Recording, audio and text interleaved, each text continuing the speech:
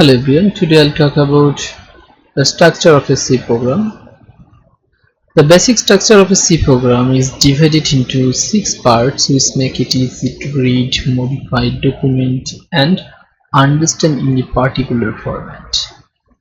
Sections of C programs are: number 1 is documentation section, number 2 is preprocessor section, number 3 is definition section, number 4 is global declaration section, number 5 is main function section, and number 6 is subprograms. এখানে একটা C programming এর example দেওয়া আছে, and this is a C program with example code to calculate our arrays.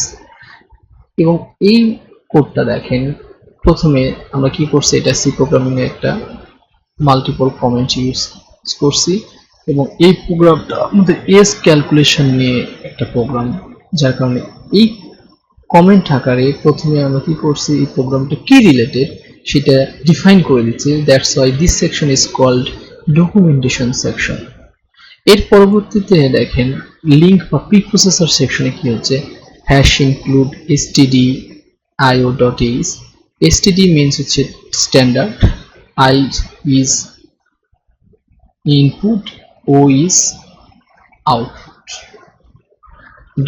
.h means header file, standard input output header file। এই যে এইগুলোকে বলা হবে হচ্ছে প্রিপ্রসেসর আর লিঙ্ক। এরপরে ডিফাইন বর্ন 2000, এটা হচ্ছে ডেফিনেশন সেকশন সি প্রোগ্রামিং এ। এরপরে দেখেন ইন্টিজার এজ, ইন্টিজার কারেন্ট, এই যে ফাংশন প্রোটোটাইপ যেটা আমরা লিখছি, এই জায়গাটা বা এই সেকশনটার নাম হচ্ছে গ্লোবাল ডিক্লারেশন সেকশন। এরপরে আমাদের একটা মেইন ফাংশন সেকশন আছে, সো ইন্টিজার মেইন, এটা হচ্ছে মেইন ফাংশন সেকশন। এর ভিতরে আসলে আমাদের সমস্ত কাজ করা হবে। এবং ইন্টিজার কারেন্ট এজের ভ্যালু আমি হচ্ছে 2021 লিখে দিয়েছি।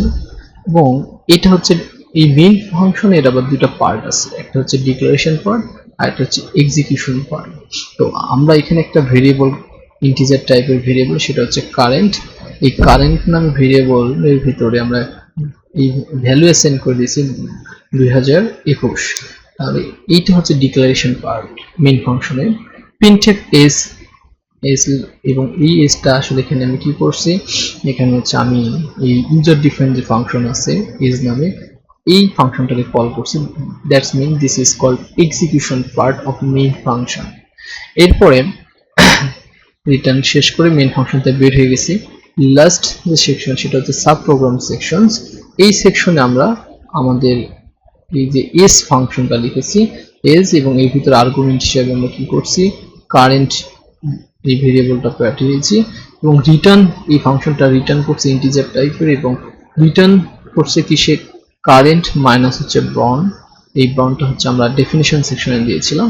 সো এই প্রোগ্রামটা রান করলে আমরা রেজাল্ট এস হিসেবে পাবো হচ্ছে, আউটপুট পাবো এরকম যে এস হচ্ছে 21, কারণ 2021 থেকে 2000 সালটা বাদ দিয়ে দিলে 21 বছর হয়ে যাবে।